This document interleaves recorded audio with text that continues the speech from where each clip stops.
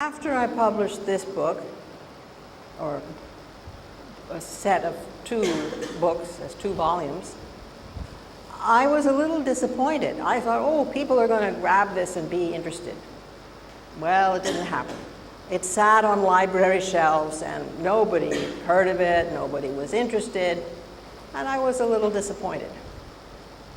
So I thought, I have to share this story. It's so important, it's so interesting.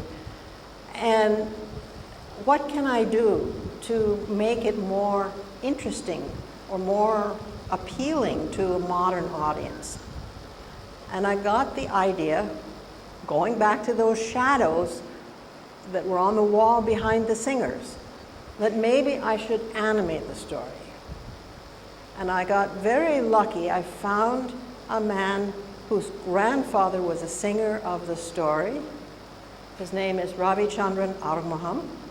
He was raised in a village very near where I did my research, about 10 miles or so away. And he used to sit on his grandfather's knee while his grandfather told stories. And he wanted to be a storyteller really badly. And I'll give you an example of how I'm sure of that. Because when he was about 10 years old, he was still living in a very, very modest little hut, and outside his front door was just, mud earth. He used to go out, pour water on the earth, make little clumps of clay, and make characters out of the earth. And he would bake those characters in the sun. And then he would paint the characters until he had a whole room full of different characters. He would fit beautifully into this institute because he's, a folk artist.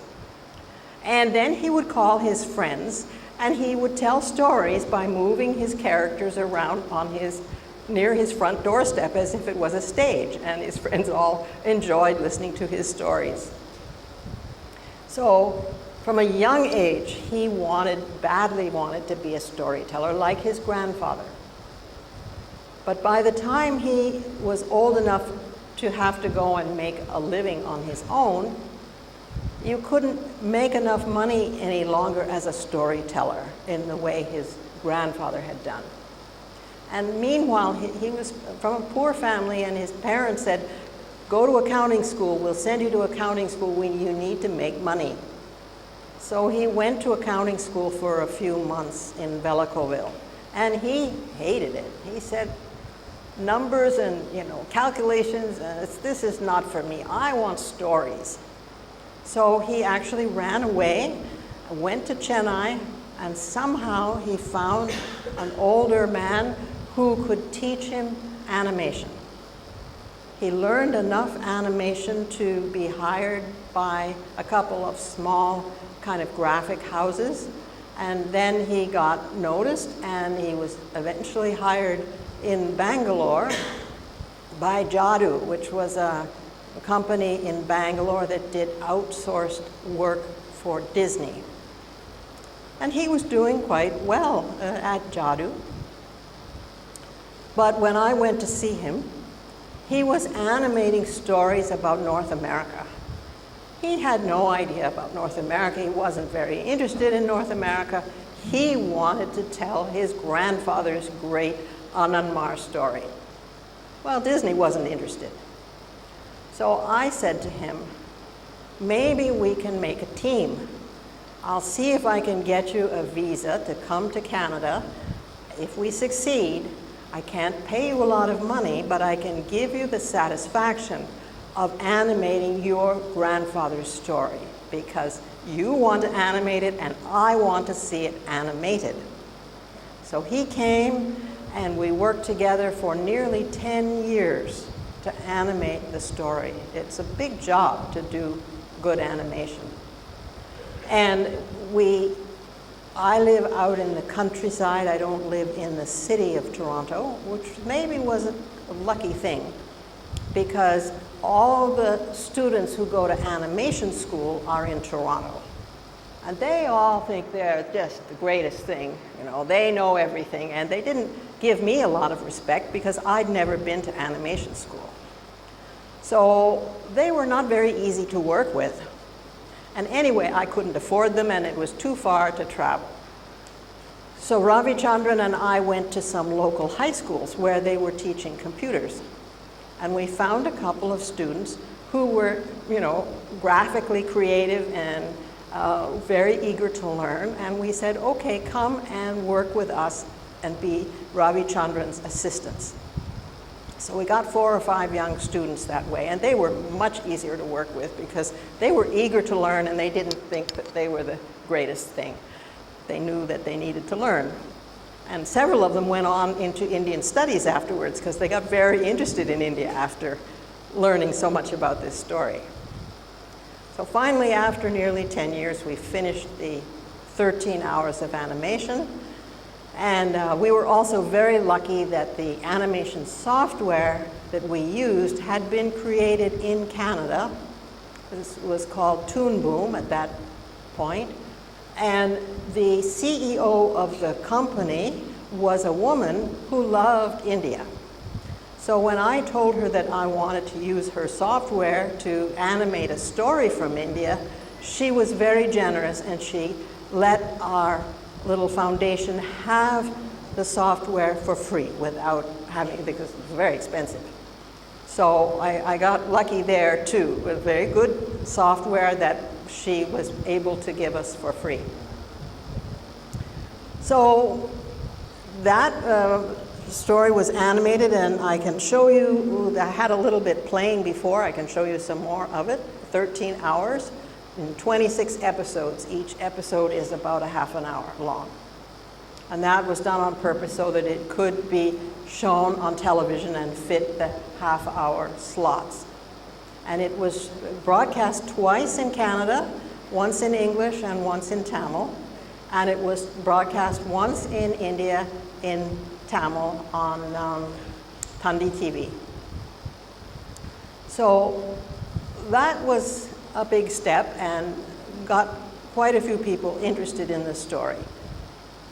But still there was a problem teaching the story, which I wanted to do, and particularly because now we have many, many Tamils in Toronto, and many of them want to learn about their roots, want to learn about Tamil traditions in India, but what to study?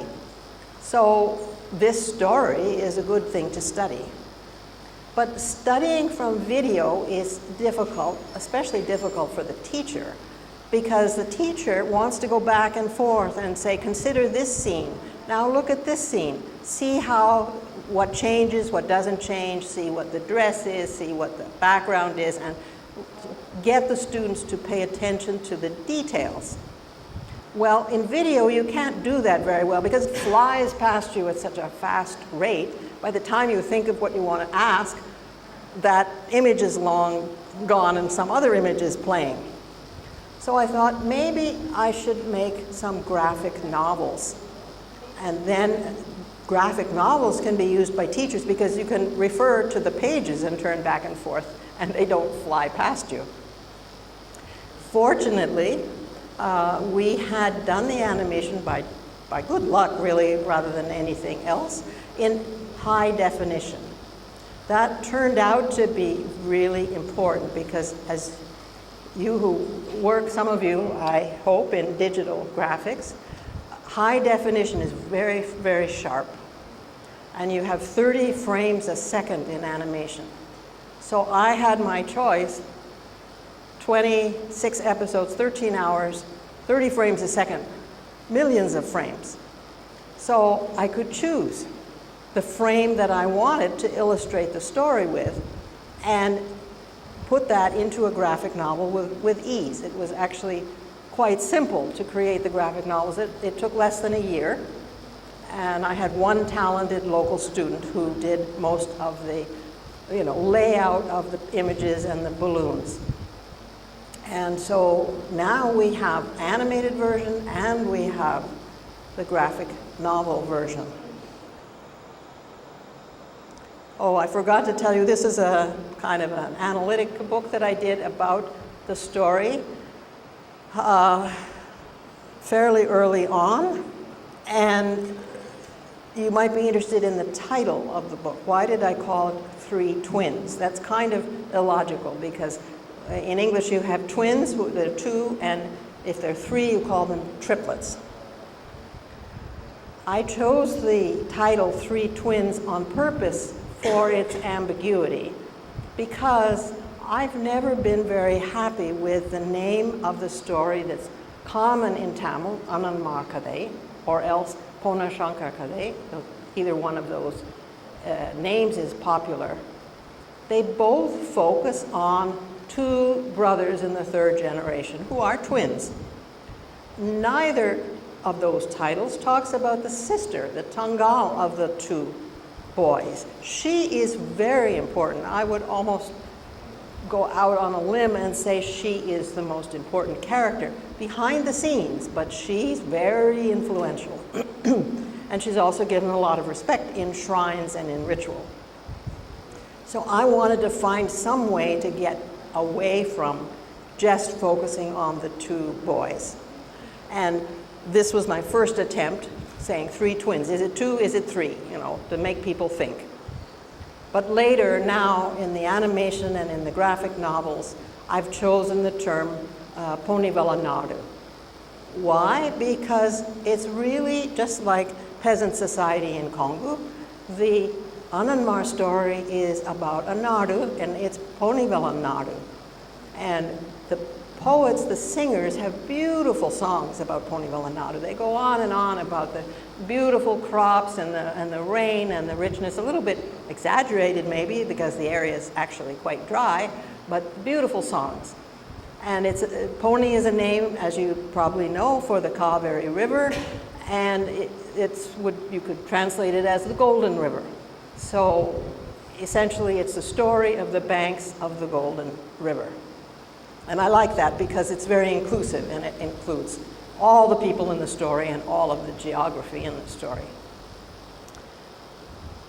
Oh, you know what happened? My computer ran out of juice because it's not plugged in. So we'll have to stop with the computer. But anyway, that's all right. I'm going to wrap up.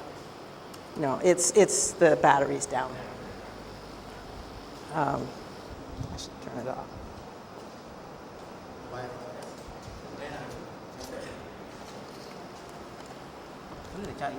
The battery is very